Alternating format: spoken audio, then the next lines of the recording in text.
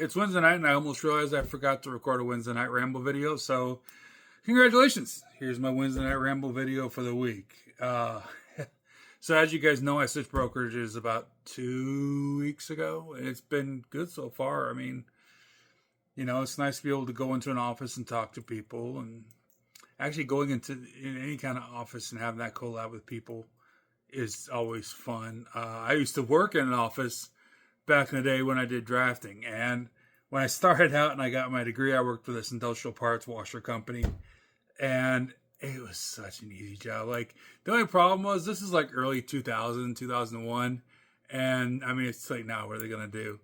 But there was no internet on the computers. But my job, I did a little bit of work, but then I ended up playing like Minesweeper or Free Cell the rest of the day. I mean, I played a lot of Free Cell on that computer.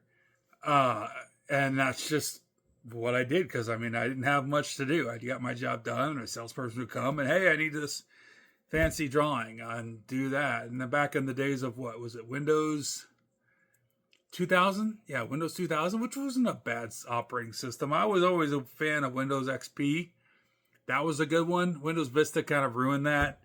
I remember when Windows 96 came out, and that was a big deal. Windows 95 came out. That was a big deal because I was in high school. I was working at Ponderosa Steakhouse, and the Walmart in Troy had a big old banner saying Windows 95. And of course, we didn't have a personal computer back then, but it was like, that was the big deal. The big Windows operating system was Windows 95, and just promoting that. And that was just the big thing.